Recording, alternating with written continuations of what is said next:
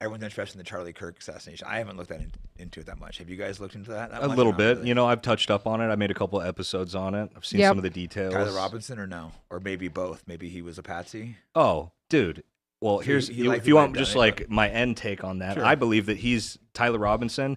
He's going to eventually get cleared. This is just my prediction, whether it's true or not. I believe he's going to get cleared. I think that TPUSA is 100% involved. I think the FBI is 100% involved.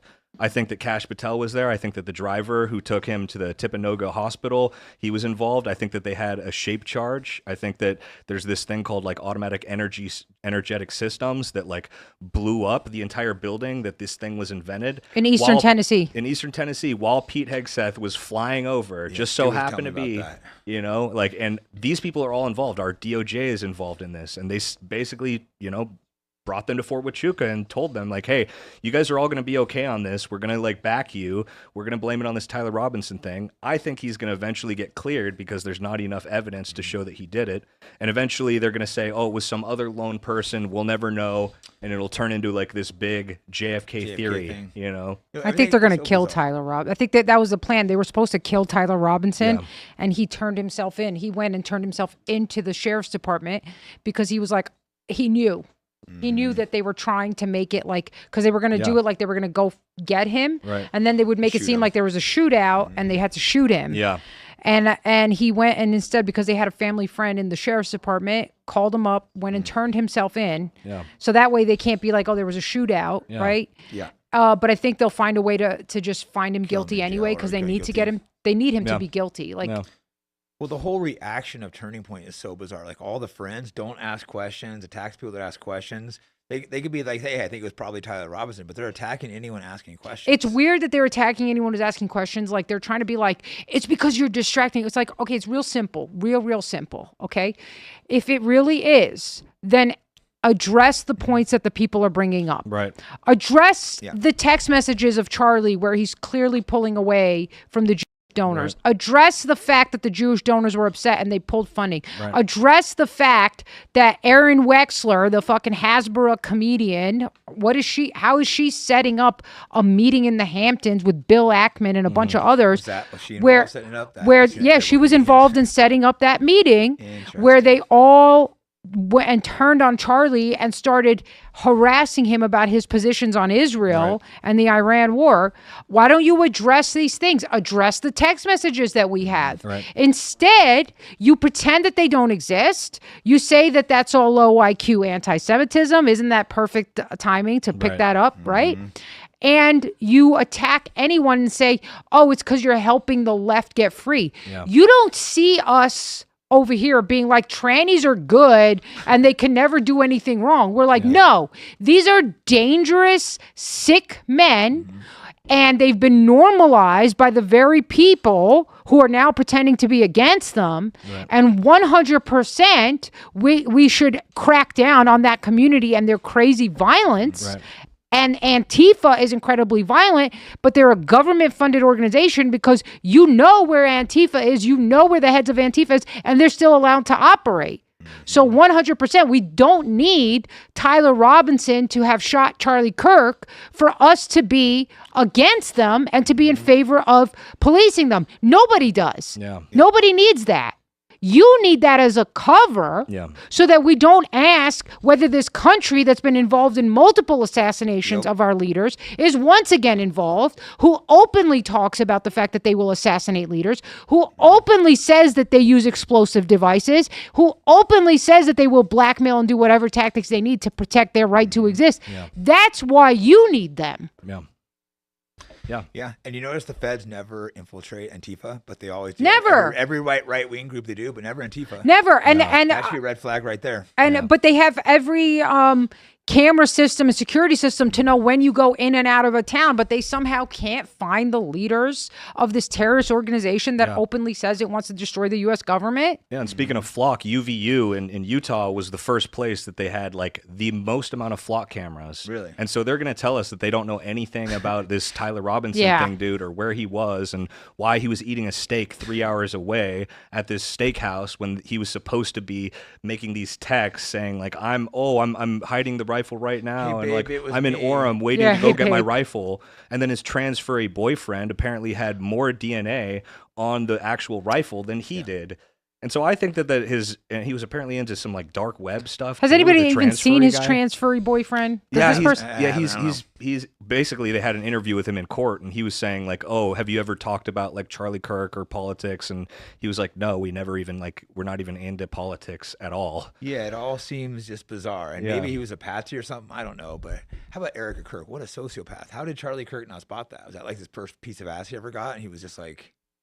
Well, they met on a wall humping trip in Israel, right? So that was their start. I think he was, Charlie's like a little bit of a nerdy, and he was not the best looking guy in the world, and he probably didn't have a bunch of women. His first girl he got. And here's this like what to him is a 10, to me she's a solid 6.5, and come up to him and just be like, pull out all the, listen, as a woman, let me just tell you, we can. Like, it takes very little for us to manipulate you with just being a little cute and a little sweet. Especially someone like Charlie. Especially someone like Charlie who hasn't had girls, doesn't have any experience, also is a Gentile, not thinking about like people trying to, corrupt or, nobody's going to think somebody's going to marry you and have kids with you and be like a deep state agent. You know what I mean? Crazy. She's not, like, who's taking care of their kids? She's like on a book tour, media tour, twerking. Right. Wasn't she on reality shows, like making out with dudes and telling him, like, yeah, I've only been with you, Charlie? Yeah, I mean, she was sociopath. Like, her biggest thing is she's like, I never really drank or date, and she's on a dating show drinking. You know what's so crazy is is the fact that you will say that knowing that there's video evidence of you doing the opposite. Right? Yeah. It was an easy slam dunk for us, to be honest. No, but he went along with it. Yeah. Anything else before we wrap? Or?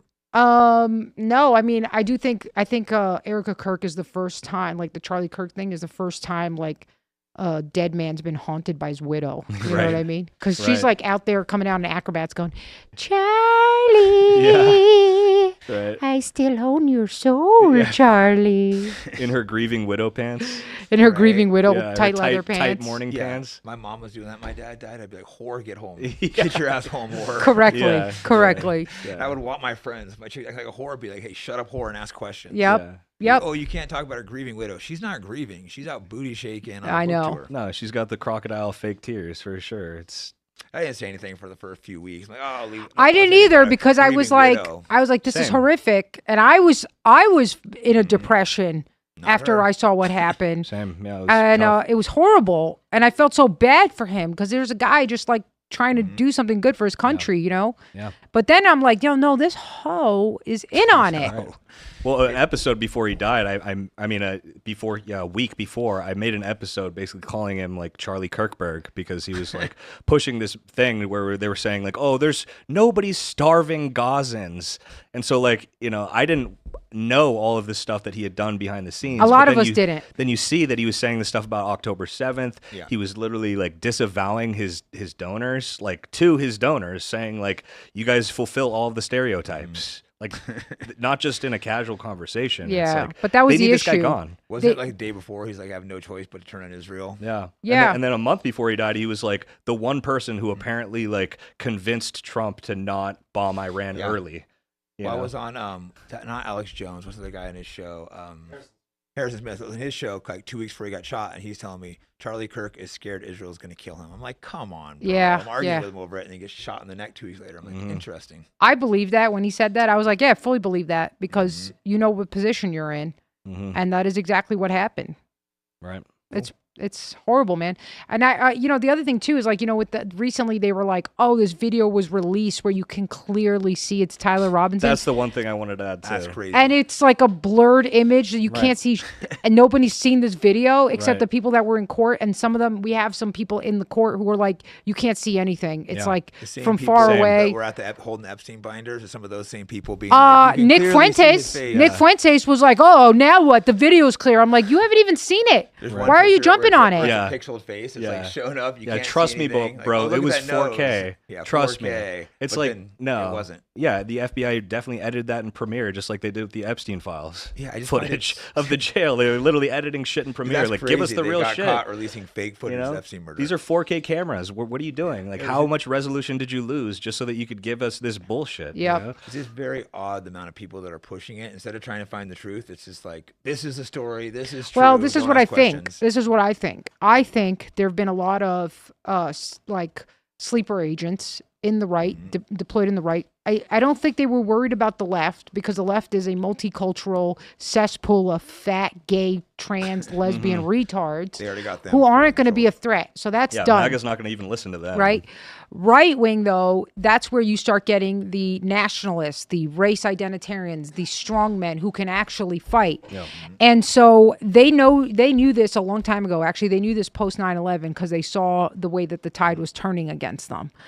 And so they deployed sleeper agents who could say the things that we all know or noticing and make it sound like we're on the same team. I'm your friend. Yep. Here I am, right? And then once they get your trust, they can start slipping in the poison, the dead end places. Yeah. And some of these people may not even know that that's what they are, because they might be getting funding, do your podcast, right? But some of them do. Yeah. And then you see it happen when they really need them. Like the Charlie Kirk thing was a line in the sand. Yeah. Like once that happened and you saw people come out and start attacking people who were questioning it, you go, oh, you're the sleeper cells. Yeah. Whether you know it or not, you're working for them. And some of you, I think, do know it and know your job. And you're like, this is exactly like during JFK assassination, that there were probably people asking questions and there were probably people deployed to attack them. They came up with the term conspiracy theory during that. That's where the term came from. JFK. And they made these movies by like, what's the guy, the JFK movie was made by, what's the guy's name? Oliver Stone. No, well, he made it, but it was funded by this guy who literally stole the nuclear, or Milcam. He's admitted spy for Israel. He stole the nuclear triggers. And he didn't go to jail for it because he did it with Netanyahu. Literally helped steal our nuclear triggers. He made a movie to offset us. Yep. There's also a guy, a conspiracy theorist. He's writing Ghislaine Maxwell. He's like, do you want to be in the Shadow Commission of 9/11? He also writes conspiracy books about JFK, but getting you off.